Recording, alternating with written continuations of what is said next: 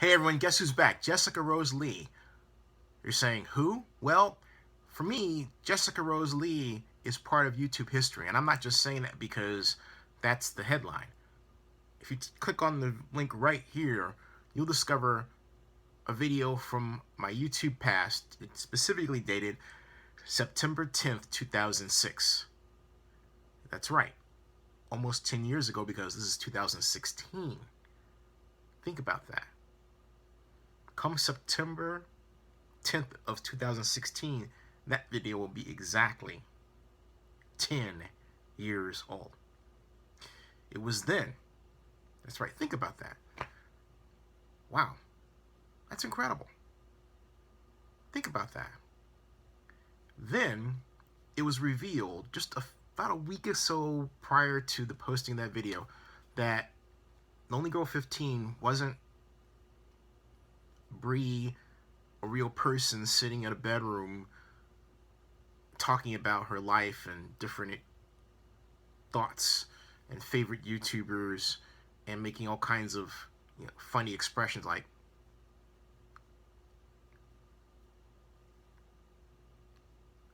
you get the idea, okay?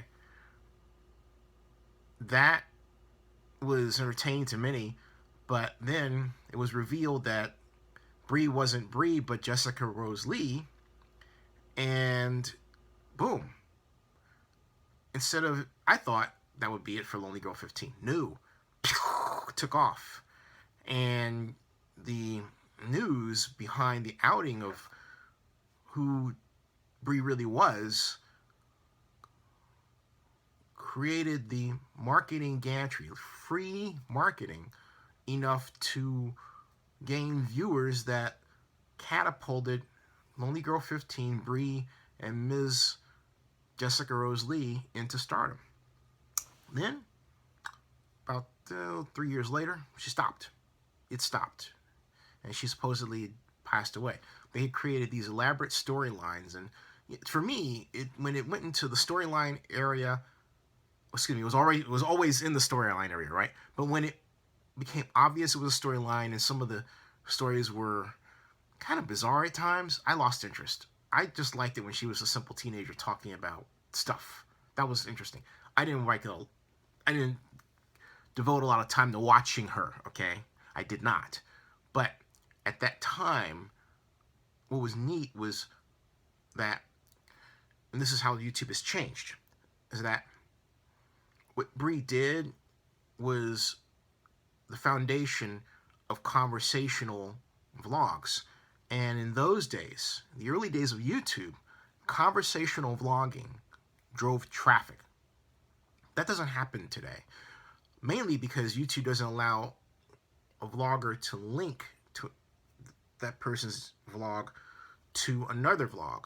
And the reason they stopped that was because of some nasty gaming that was going on, and YouTube couldn't figure out an algorithmically satisfying way to deal with what was happening. So they just killed the ability altogether. But in so doing, as opposed to adopting Local Amira's approach with Seismic, that's another story, they got rid of the kind of traffic that was producing page view upon page view upon page view, because each one of us had something we wanted to say regarding a vlog that someone else had left. And Lonelygirl 15 provided great subject matter. Ronetto, who was then a famous YouTuber, he's went, I don't know what's happened to Paul Robinette, but I digress, really led a great discussion on this. I chimed in, others did. And my take was, look, we asked for it, in a sense. We built her up to be this thing. We built up all of this traffic around what Bree did, and we set ourselves up for a big fall, in a sense, when it was revealed that Lonelygirl 15 was staged. I also said that it was actually good for the rest of us. It gave us a model to follow on how to build our traffic and following, and also how to, frankly speaking, exploit that traffic and following and news and story. It was a great moment in YouTube history, a great moment beyond YouTube in video blogging history. Outstanding. What's happened with Jessica Rose Lee since then? Well, she's done 21 different acting gigs according to IMDb. One of them, she played in, drumroll please, ElfQuest. That's right, ElfQuest, the live-action show by my friend Stephanie Thorpe and Paula Rhodes, and, or I say used to friend because I don't hear from Stephanie anymore.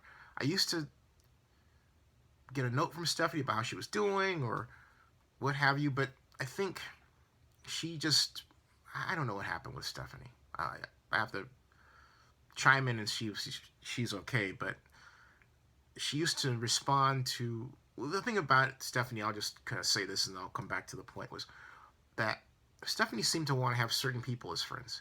And I would show up at Comic-Con or see her at a party or at CES, and instead of, you know, stopping and taking time, hey, how you doing? She would go over to people she wanted to talk to and then come back, you know, and I would have to actually go and chase her down. And if I have to do that with anyone, I stop. And I say that in the context because I was very happy to help promote what she was doing and talk about her and everything else. But,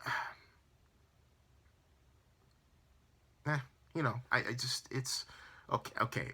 Maybe I shouldn't have put that in this context, but I did. I said it. There, I said it. That's it. I expressed my disappointment, and, you know, if she sees this, she can say, oh, we need to talk, and da-da-da-da, and I'm sorry and all this, or maybe I'm not sorry. I don't know. But I digress. One of the great aspects of what ElfQuest became was that it gave a number of great women actors a chance to show their stuff, and Jessica Rose Lee was one of them. So then she comes back to, ta-da, Lonelygirl 15 today. I was disappointed. It was only 2 minutes and, 32 seconds of nothing. And it's been 7 years from the ending, right? But that's only for those people who stuck around that long. To me, it's been 10 years. So I look at her, and she's 29 now. She is not 19. And it's obvious that that difference in age is obvious, and the delivery is obvious, and the maturation process is taking hold, and she is a full and complete woman. Yes, great. But my point is that the innocence is lost. So when she makes her statements in today's video, it just seems incongruous, you know? It's kind of like, hey, you're not Bree then. You are... Shouldn't the Bree now say something different? A bit less circumspect? You know what I mean? That's what's got me going. Well, not universally got me going, but it's got me wondering about the whole thing. But I'm glad to see she's back. I really am.